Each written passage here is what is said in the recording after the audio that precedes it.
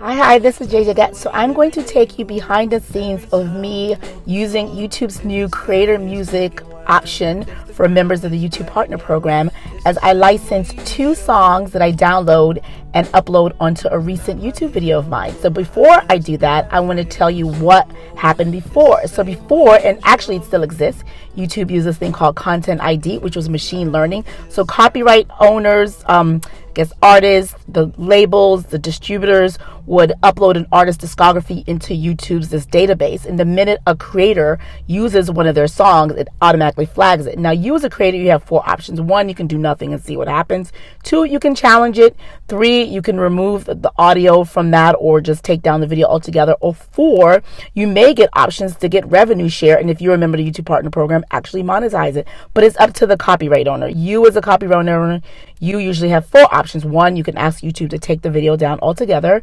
2, you can issue a strike, which would be the worst thing. 3, you can actually say, keep it up. I'm going to watch the analytics. However, any money that's generated from ads that are shown on that, they'll keep 100% of it. Or 4, they may be kind and say, you know what, because of this creator, our music is getting to the masses. So we're going to do revenue share. We're going to give them a portion of it and we're going to let them keep it up and we're going to watch the analytics, which is the friendliest option if you can get.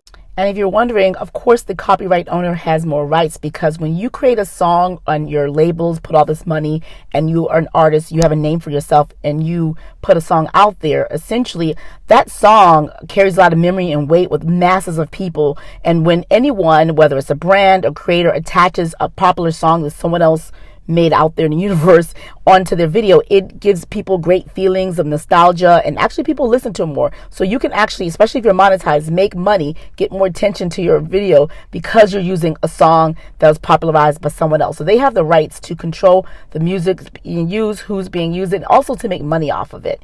So that's what happened before. Let me tell you what's going on now with this new system. So now you have 2 options. When you're going to see in this the dashboard, you'll see a green sort of like backward arrow. So you have revenue share, meaning that they're going to share a portion of the revenue with you, and you can only use for the revenue share up to 30 seconds of that song. And also clarify that your video has to be longer than 3 minutes in order to use that 30 seconds if it's licensable and you choose not to purchase the license.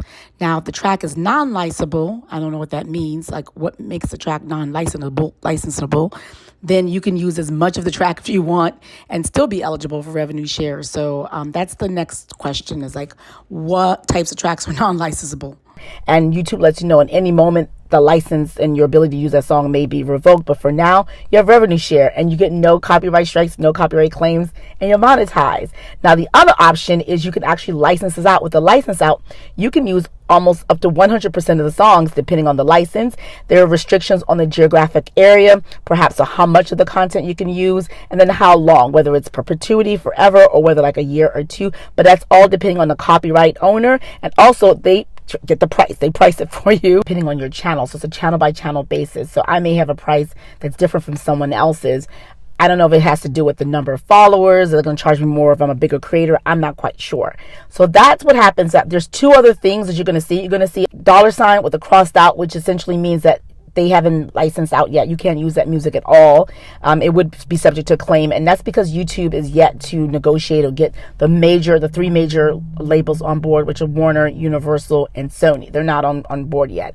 The other thing you're going to see is a red eye with a crossover, which means you will be blocked. So that's even worse. So don't use that music at all. So that's what you can see behind the dashboard soon. Now, let me just tell you about 10 more things you should know before we go back there that you should know about this. 1, it's only for members of the YouTube Partner Program right now. 2, it's only for US creators right now. That might change later on. 3, you can only use the license per video. Once you get the license, you can't use it on another video. It's only for that one video. 4, it's only for like this. I pre-recorded this and uploaded this on video. I can't use it for live stream. You can't use it for shorts. 5, again, like I mentioned before, the 3 major licensees, which is Sony, Warner, and Universal, are yet to come on board. However, YouTube is negotiating with some of the independent labels. They say they have over 100 right now. So it's a pretty big library still right now. 6, as I mentioned, it's up to the individual copyright owners or their labels or their representatives to decide the parameters. And then 7, right now, you can use as many as you can. So some channels, you're saying, let's take a trip down memory lane and let's listen to a song from the 90s. You can have 40 songs on there if you want to. You just have to make sure that either you're using just 30 seconds, which is fine, because a lot of times when you're doing those things, or whether you're doing a vlog channel, you don't need the entire song. 30 seconds is plenty enough time. Or you have clearances, or you get the license for all of them, which can be expensive. So there's no limit. And then 8, brands. This is only for creators, because you could imagine, like I said earlier, if you're a brand, you want to reach out to Lizzo, even though she's not licensed yet, you know it's going to be expensive. You reach out to Lizzo to license her song for a commercial. But you can have a campaign, it's a YouTube only campaign, and circumvent Lizzo and say, I'm going to just do it through this special rate that she gives to creators. But you can't. And then also, that also says if you are a creator and a brand reaches out to you, you can't use the music on their behalf either. And then 9, you shouldn't have anything negative of them. That's a limitation, or disparage the artist. But 10, they can't issue you a strike, because once you purchase the license, you have the rights to use it. The only thing they can do is actually pull the license from you. So those are the 10 things that you need to know before you watch this walkthrough. So let's walk through it, and I'll see you on the other side. I hope this is going to be helpful. Let me take you behind the scenes to the creator beta access that I have here. So this is what the creator music dashboard looks like. You can hard to favorite and save videos. You hit these 3 buttons right here. You can see the usage details for that particular song. You can add it to the library. I had already added it before this tutorial. You can remove it from the library, and it gives you a little brief snippet of the usage. When you see this green thing there, it means that song is only available for a revenue share, meaning that you can use 30 seconds of the song if it's over 3 minutes long, or because it's only for long form video, again, not for short form video and not for lives. You see here that the Cradles, this song right here, Cradles, it didn't cost me any money. I had downloaded it. I need to purchase the license. So I'm going to download it, actually. Click this button here. So it's now downloaded onto my hard drive as an MP3 audio file, and I can upload it onto my video in an external third-party app. And then when I upload it onto YouTube, I just got to let YouTube know that that song I had licensed that song. I have access and the rights to use it. That's going to be in the checkout system. I'll show you in a few minutes. But here you're just watching, it's by different category. You can browse here by genre, mood, vocals, beats per minute, duration, the price. You can sort it, hit the button down there. So you can actually sample the songs, play to see what it sounds like. You see the duration of the songs. Again, like I said, you can hard it to favorite, to keep, as you see a song that you like, you can keep it to decide later on. You can search. So you'll notice that the larger songwriters and musicians like Doja Cat, for example, she's probably with Warner or Universal or Sony. So none of their songs can be monetized right now. However, you're not going to get a strike. You're not going to get a claim. So what YouTube's doing is eliminating the claims that you normally would get, but you're not going to get monetized off of those songs. Denise Belf on here is a Caribbean artist. She has revenue share, so you can't purchase this song from her, but you can get a revenue share from this, compared to the ones with the $ and scratched off, mean that you won't monetize it at all, but you won't get a strike. So here's another popular artist, Eminem. You'll see all of his songs have the $ and strike, which means I can't monetize his songs right now, but I won't get a claim. So that's the big distinction for the songs until YouTube negotiates contracts and they become available. Bungie Garland is another soca artist. I just wanted to check to see, okay, so one of his songs, actually right now, there's no charge for it. I can download that if I want to, or license it. You can play right here, hit play and listen to some of the songs. You can see here that has a different category. It's interesting. He's noted for Latin, and usually it's reggae, Caribbean. Anyway, so so some of his songs are non-licensable, but some of them are revenue share. So it's up to him, his label, his distributor, his music licensor, whatever he works with. So so that just lets you know what's available. But keep checking back. So I think as YouTube negotiates with the various different labels, including the major ones, these are going to start populating.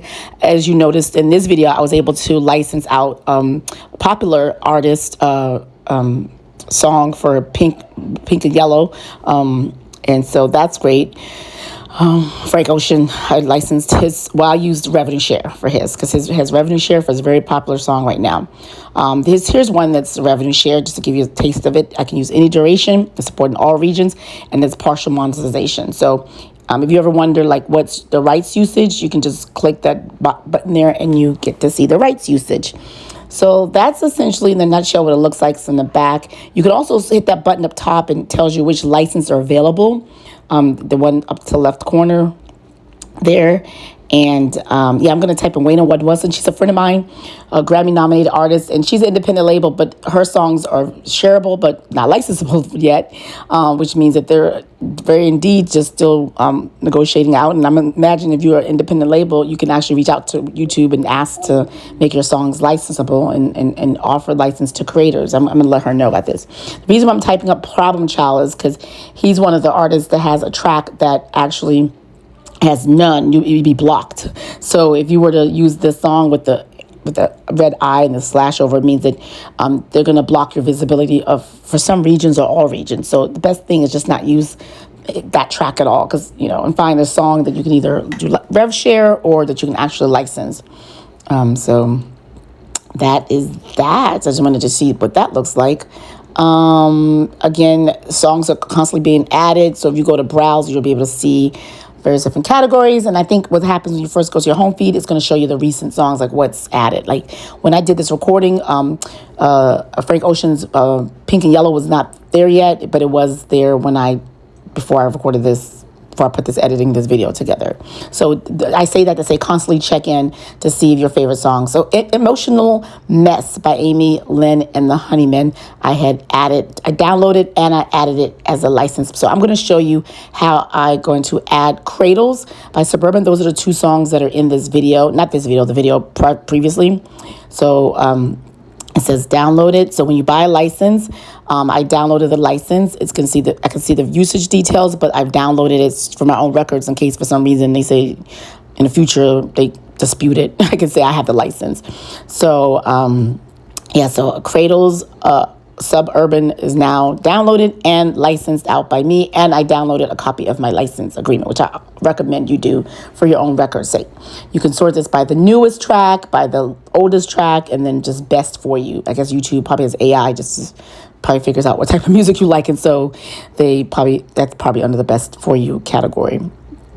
Again, these are the categories when you get that. Okay, so I just opened this up so you can see that this license purchase is on them. YouTube is giving that to me for free. I can use any duration, any years. But here's you're seeing expires in 2 years. I don't know what happens in 2 years. Does the song just disappear or does it become rev share? But for 2 years, I own this. I can monetize it 100% to me on my videos, not shorts, not lives. After 2 years, maybe it goes to rev share. Who knows? So it's playing in the background, but you can't hear it. So that's that. So here's the process. You add the music license. It's been added to the check system. So I already got Amy, Lynn, and the Honey. They're already downloaded. I already have the license to that one. So let me show you how to do Cradles. So Cradles is available. Is it in my library? Oh, I didn't even add it to my library. I don't know if you noticed in the previous section, I added this Moral of the Story by Ash to the library. It's not licensed yet, but you can just add songs to your library for future use. And then you can, it might have a list of downloaded songs there. So this are one of the downloaded songs. So I already downloaded Cradles. Now I'm going to add the license here. And when I add the license, it's added now. So I have a copy of it. I download a song. Now you need to add it and then add it to the check system. So when you do that, the video copyright details screen shows up. It tells you that the content used, that it's licensed globally, doesn't expire. So, and that's it. I return the upload. So now YouTube is going to have that somewhere signal that those two songs are licensed on this video. I can do the normal in-screen checkout system, and then you publish the video. And now you can monetize this 100% with those songs that I downloaded, either a rev share or own 100% of the monetization for some of the songs. I think both of them. I hope you found that walkthrough helpful. This is actually a great thing, because imagine if you had to go and approach these various different major and independent labels or independent artists to get licensed to use their song. That's laborious. That's ridiculous. Most people won't do that. So YouTube takes the sting out of all of that process and making it. And even though right now people are complaining, because I saw there was an article by the Insider that says some of the licenses are up to 1,000. Right now there's songs that you saw that are 0. So that may change. And then even though the 3 aren't on now, they're negotiating. So the library is going to get bigger and better later on. And hopefully, ideally, YouTube would open it up to people who aren't members of the YouTube Partner Program in case they want to use one of their songs and license out as well. I'm not quite sure, whatever. But everything's changing. So what we have now isn't necessarily fixed. I still think it's on the right track. We've been asking for this for years and years and years.